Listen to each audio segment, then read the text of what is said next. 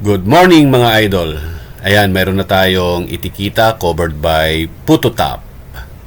Napakaganda ang textures nitong leader na aking napili sa variant ng Phototop mga idol. Alisin natin itong pinaka nasa likod niya. Ito yung pinaka cover niya. Ayan. Alisin natin.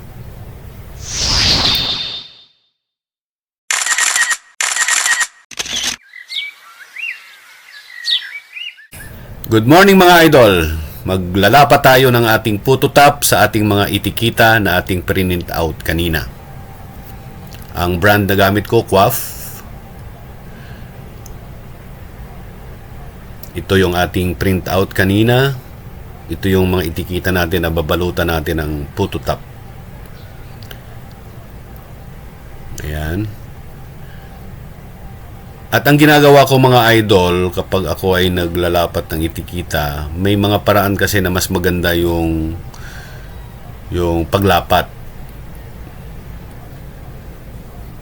So, ito para may idea rin kayo kung paano maglapat ng Phototop sa mga photos, sa mga itikita, at kung ano-ano pang mga printout para maging waterproof at para mas maging maganda ang quality ng ating picture or ng ating mga itikita. Gawin natin mga idol.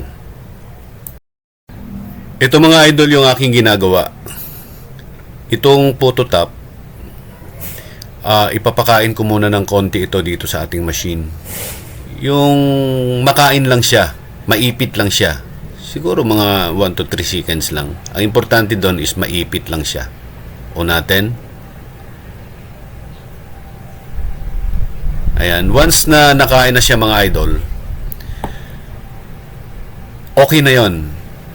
Tapos ang gagawin natin ay yung susunod nito. Ayan, once na naipit na natin mga idol yung dulo, itong kabilang dulo naman is ipipil natin. Paghihiwalayin natin yung pinaka Phototop at saka yung pinaka-cover niya. Normally, yung ibang ginagawa, pinupunit ito eh. At ganun din ang ginagawa ko, pinupunit ko rin. Pero para lang may idea kayo mga idol, sinusungkit-sungkit ko lang muna ito ngayon. Para lang magkaroon kayo ng idea kung paano alisin. Yung iba kasi, para mas mabilis, pinupunit nila eh.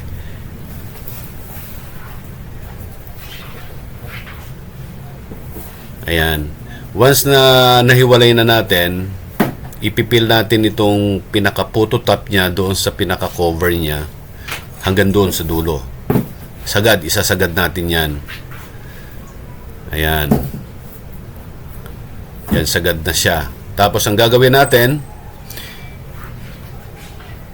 ilalagay natin yung ating printout kanina, yung photo or yung mga itikita na gusto nating balutan ng Phototop. I-sure lang natin na nakasentro siya, nasa gitna siya ng Phototop para maganda yung outcome or yung lapat ng Phototop. Tapos i-on na natin yung machine para mag-run na siya. Ayan.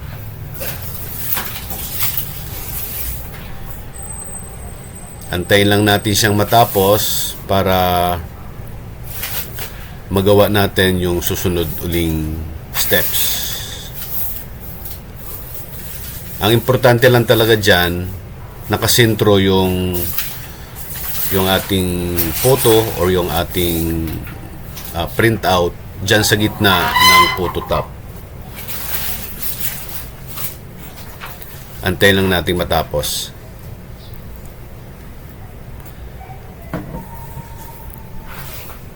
So, ito na mga idol yung ating nailapat na Phototop sa ating printout. Napakaganda ang quality. Maganda yung textures niya kasi ang variant nga na ating pinili ay yung leader. Maraming variant ng Phototop. Depende sa inyo kung anong gusto nyo. Pero ang napili ko kasi is yung leader. Kasi favorite ko tong leader design niya. at super ganda niya.